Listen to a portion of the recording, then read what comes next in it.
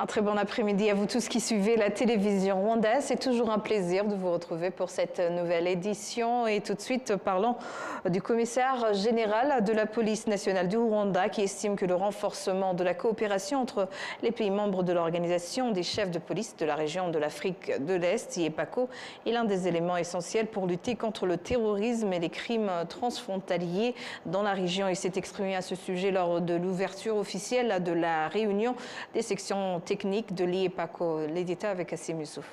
Le terrorisme, les crimes transfrontaliers ainsi que les crimes émergents, en particulier ceux qui exploitent les technologies numériques et les réseaux informatiques, figurent parmi les principales préoccupations auxquelles la région est confrontée. Cela appelle à une coopération renforcée et à des formations continues au sein des forces de sécurité afin de faire face à ces défis tout en suivant le rythme rapide de l'évolution technologique à l'échelle mondiale.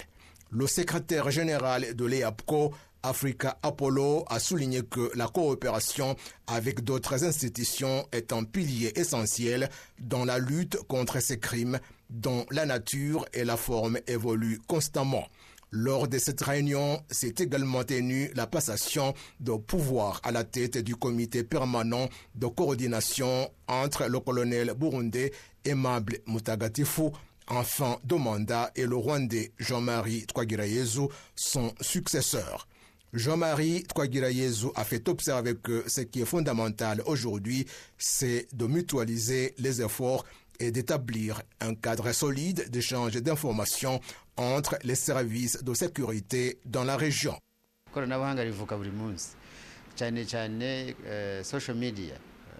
Parmi les priorités figure le renforcement de la coopération pour faciliter les échanges d'informations entre les États membres et le secrétariat de l'EAPCO, en particulier pour améliorer notre capacité à faire face au terrorisme et aux crimes qui y sont liés. Ensuite, il s'agit de perfectionner les actions conjointes dans la lutte contre les crimes graves, notamment le terrorisme et les réseaux criminels transfrontaliers.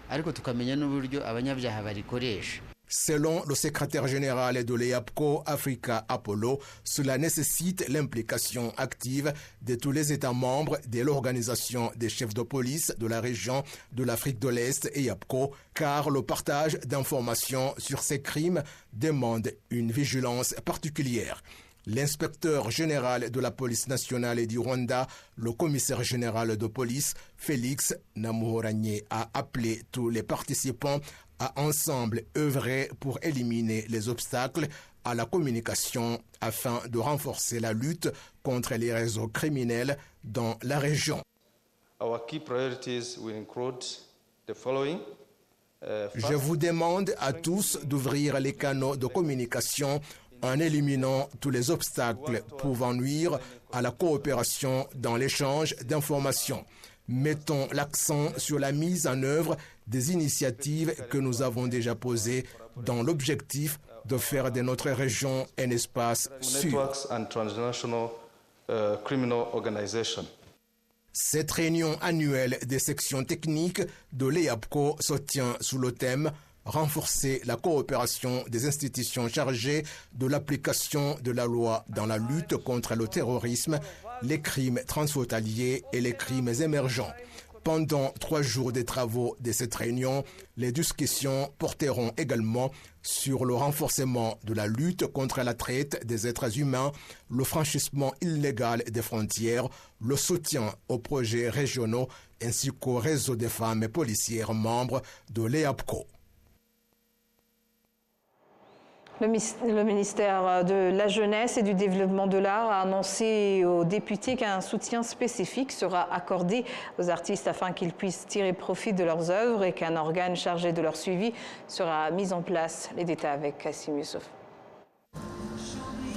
2015 à 2025, cela fait 10 ans depuis l'adoption de la politique nationale en faveur de la jeunesse et de son développement.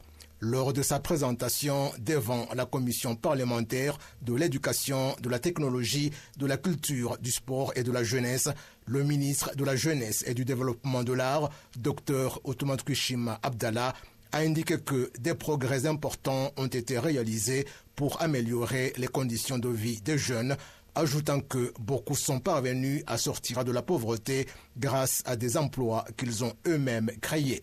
Il a toutefois fait observer que beaucoup reste encore à faire. Le ministre Dr Outoumate Kishima Abdallah a également indiqué que la catégorie des artistes allait bénéficier d'un accompagnement visant à ce que leur création soit rentable tout en mettant en place une structure dédiée à leur suivi. La présidente de la commission parlementaire de l'éducation, de la technologie, de la culture, du sport et de la jeunesse, Ruwagumia Furaha Emma, estime qu'il est nécessaire de renforcer la création d'emplois car de nombreux jeunes sont encore sans travail. Parmi les défis qui touchent la jeunesse, on note qu'environ 1 million de jeunes, soit 28,4%, ne sont ni à l'école, ni en emploi, ni en formation. De plus, 18% des jeunes sont au chômage, avec une majorité de filles. L'archevêque de Kinshasa, le cardinal Fridolin Ambongo, admet que la mauvaise gouvernance et l'enrichissement illicite que pratiquent les dirigeants de la République démocratique du Congo, alors que la population vit dans l'extrême pauvreté, sont parmi les facteurs qui pourraient encourager certains à rejoindre la coalition armée AFC M23. Les détails. La classe politique. C'était lors de la messe de Pâques que le cardinal Fridolin Ambongo a ouvertement critiqué le régime en place en RDC. Dans une homélie de 27 minutes, celui qui a été choisi pour le sacerdoce a dénoncé la mauvaise gouvernance et l'accaparement des ressources comme étant à la base de l'échec du gouvernement de Félix Tshisekedi. Il a rejeté la tendance à faire porter la responsabilité des problèmes du pays au Rwanda, qualifiant cela de diversion dépassée. Un pays aussi pauvre que le Congo, avec un budget qui dépasse à peine 3 milliards de dollars, alors que le petit Congo-Brazzaville en face de nous est déjà au-delà de 20-30 milliards comme budget. Nous, le Grand Congo, nous n'avons que 3 milliards. Et avec ces 3 milliards, 70% du budget de l'État est consommé uniquement par la classe politique. La classe politique qui consomme plus de 70% du budget de l'État. Et le reste de la population va vivre de quoi? Comment voulez-vous un pays aussi pauvre que le Congo, avec 3 milliards comme budget, ces députés sont considérés comme les députés le mieux payés au monde? Les propos de cette haute autorité de l'Église catholique en République démocratique du Congo rejoignent les analyses de certains observateurs de la situation politique dans l'Est du Congo. Laissez-moi vous donner un exemple récent. L'Omami est dirigé par le gouverneur Fifi Masuka, qui serait un ami proche de la famille Tshisekedi. C'est lui qui représente les intérêts des familles Tshisekedi et de Ramaphosa, le président de l'Afrique du Sud. Ce sont ces gens qui exploitent les minerais dans cet endroit. C'est écrit dans la presse, mais Tshisekedi ne peut pas être content que cela soit dit comme cela. Il ne veut pas que leurs faits soient divulgués et non plus des gens puissants européens. Alors, il cherche un bouc émissaire à qui tous ces problèmes sont imputés. Sans détour, le cardinal Ambongo a déclaré que, dans un avenir proche, beaucoup de Congolais, lassés par la mauvaise gouvernance, pourraient se rallier à l'AFC M23 dans l'objectif de libérer le pays. Des fils du pays qui partent d'ici, même de Kinshasa, et qui vont aller rejoindre la rébellion à l'Est. Posons-nous la question, pourquoi? Pourquoi?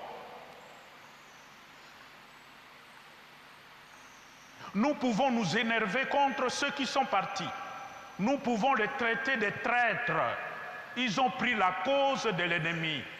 Mais la question de fond, pourquoi ces gens ont agi de cette manière-là? C'est parce qu'au niveau d'ici, nous continuons à poser des gestes qui blessent les autres. Nous continuons à poser des gestes qui fragilisent la communion nationale. Nous posons des gestes qui excluent les autres de la jouissance du gâteau national. Pour M. Aloïse Mutawingwa, certains Congolais ont déjà percé à jour les mensonges propagés par les autorités de la République démocratique du Congo, au point que certains commencent à se tourner vers ce que l'État considère comme des ennemis. Même si le gouvernement du Congo a fait tout son possible pour sensibiliser les citoyens à considérer le Rwanda et le M23 en tant qu'ennemis, il y a ceux qui savent distinguer ce qui est important et trouvent que là où ils en sont, la vie revient et celui qui accapare les biens d'autrui cesse de le faire et qui n'apprécierait pas cela. C'est ce qui a réjoui les citoyens, c'est-à-dire la mauvaise gouvernance qui peut être remplacée par la bonne. Pendant ce temps, à Kinshasa, le pouvoir semble être en état d'étourdissement après des rumeurs selon lesquelles l'ancien président Joseph Kabila aurait été aperçu à Goma, l'une des grandes villes actuellement sous le contrôle de la FC M23. Ses biens sont progressivement confisqués et sa résidence fait l'objet de perquisitions fréquentes.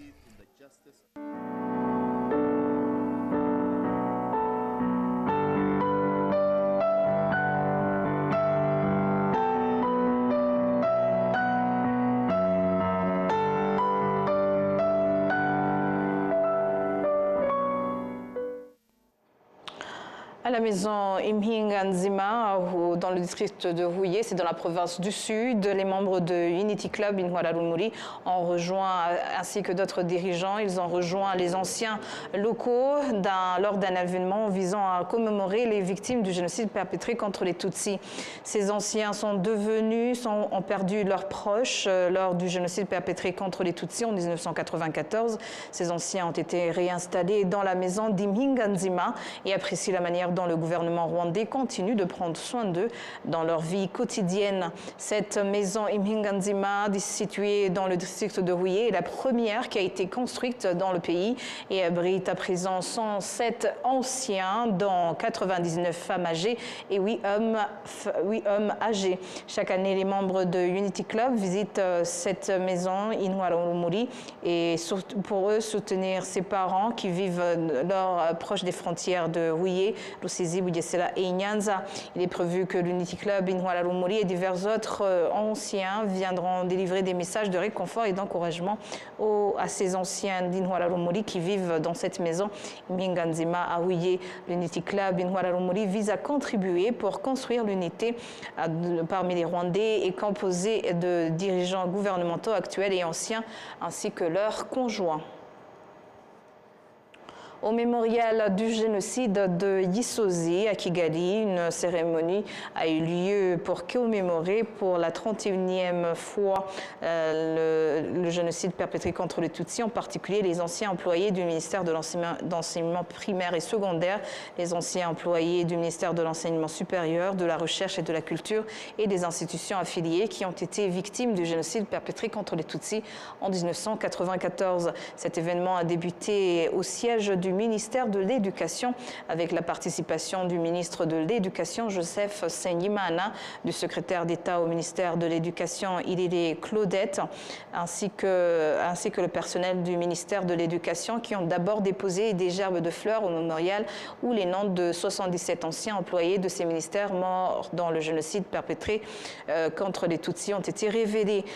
Le système éducatif au Rwanda était l'un des canaux qui ont divisé les Rwandais depuis l'époque coloniale et a même été utilisé pour propager l'idéologie qui a conduit au génocide perpétré contre les Tutsis.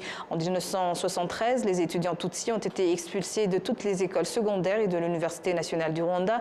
Et même après cela, ils ont continué à être persécutés, à se voir refuser la possibilité d'étudier sur la même base que les autres. 31 ans après la fin du génocide perpétré contre les Tutsis, les Rwandais sont profondément reconnaissants du gouvernement rwandais d'avoir mis en place une éducation non discriminatoire, inclusive et accessible à tous.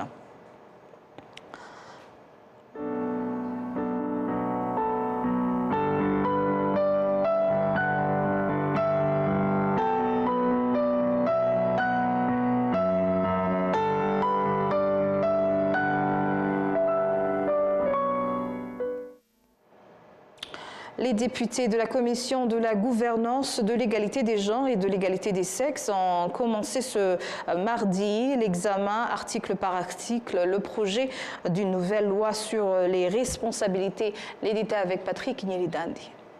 Ce projet de loi a été préparé dans le but d'établir des lois régissant les obligations découlant des contrats, les obligations découlant de quasi-contrats, les erreurs et les quasi-erreurs et bien d'autres points similaires.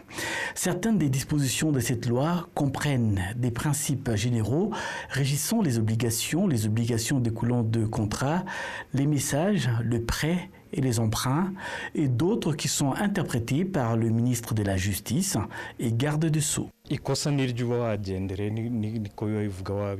crime doit être intentionnel, prémédité. Par exemple, vous prenez une pierre et vous jetez contre une maison, c'est intentionnel. Mais lorsque vous avez creusé un trou et qu'un enfant tombe à l'intérieur, vous avez commis un crime sans intention de le faire, car vous deviez mettre des signes pour prévenir du danger. Au Rwanda, il existe déjà la loi numéro 45/2011 du 25 novembre 2025 relative aux responsabilités, mais elle comporte de nombreuses lacunes. Il s'agit des lacunes qui sont principalement dues au fait qu'il a été établi sur la base de lois promulguées en 2018 et 2019, qui découlaient également de lois coloniales que la nouvelle loi cherche à éliminer complètement. Normalement, dans chaque pays, lorsque les gens vivent ensemble, ils ont des obligations différentes, notamment des contrats, des accords similaires et bien d'autres. Ce sont les obligations mentionnées dans le nouveau projet de loi sur les obligations. Les députés ont maintenant commencé à examiner le projet de loi article par article. Après approbation par la plénière, la loi sera soumise au président de la République et publiée au journal officiel.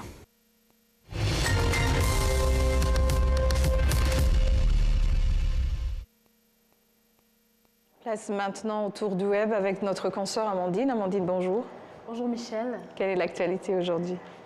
Pour le tour du web, on va parler de 4 points. Le premier point, la 31e commémoration. Après, on va parler des messages autour du pape. Et on va parler du storytelling pour finir avec le professionnalisme, complémentarité ou bien compétition. Ce jour-là, dans l'histoire, 23 avril 1994, aujourd'hui, nous revenons sur une date sombre de l'histoire du Rwanda. 23 avril 1994, en plein cœur du génocide perpétré contre les Tutsis. Les massacres se sont intensifiés dans les préfectures de Butare, Gikongoro et Gitarama. Ce jour-là, des dirigeants ont trompé des familles en leur faisant croire à un retour à la paix, les poussant ainsi à sortir de leur cachette avant qu'elles ne soient tragiquement assassinées. Michel, bien sûr, sur les réseaux sociaux, il y a café littéraire, partage d'expériences, de témoignages, d'expériences après 31 ans. C'est ce qui est en train de se partager sur les réseaux sociaux. Par exemple, aujourd'hui, il y a la projection du film de Petit Pays. Oui. Et, Un autre point, c'est donc le pape François qui est mort lundi 21 avril 2025 à l'âge de 88 ans. Le Vatican a annoncé donc son décès à 7h35. Les fidèles se recueillent auprès de la dépouille du pape François et le cercueil du pape donc est arrivé en milieu de matinée à la basilique Saint-Pierre. Maintenant, il y a des messages qui continuent les messages de grandes personnalités, que ce soit les personnalités chrétiennes ou pas. Ils sont en train de partager encore des messages et aussi, surtout par rapport à la participation de l'enterrement du pape. Et parlant de storytelling, on revient sur Gaël Faye, la projection du film Petit Pays dans le cadre de la 31e commémoration du génocide perpétré contre les Tutsis au Rwanda en 1994, qui s'inscrit dans un cadre de devoir de mémoire en mettant en lumière à travers le regard d'un enfant l'horreur et la complexité des événements en 1994. Adapté au roman de Gaël Faye, lui-même marqué par une tragédie, le film permet de toucher en large un public en rendant l'histoire accessible. Ici, il y a un point qui est mentionné, une même langue, une même couleur de peau, un même territoire, une même religion et pourtant une haine sont pareilles à cause d'un nez. Tout ça sera éclairci ce soir. Dans la projection de ce soir. Est-ce que tu vas y participer? Oui, je devrais. Alors, on va finir sur le point de professionnalisme pour parler, bien sûr, de la complémentarité ou bien de la compétition. Et la compétition, il y a toujours une compétition négative ou positive. Ici, on parle de la complémentarité donc on va montrer l'impact de la compétition négative sur les réseaux sociaux, surtout bien sûr, par rapport aux gens qui sont créateurs de contenu. La complémentarité est une clé essentielle de développement, donc qu'il soit personnel ou bien national, car elle valorise la collaboration, la diversité de talents, la solidarité entre individus. Contrairement à la compétition négative, Michel, quand on regarde la création de contenu, comment les gens sont en train de se présenter et les autres, les commentaires, à travers les commentaires, on peut voir qu'il y a vraiment une sorte de compétition ou bien de haine par rapport, au lieu d'apprécier ce que les autres sont en train de créer, il y a toujours comme une rivalité.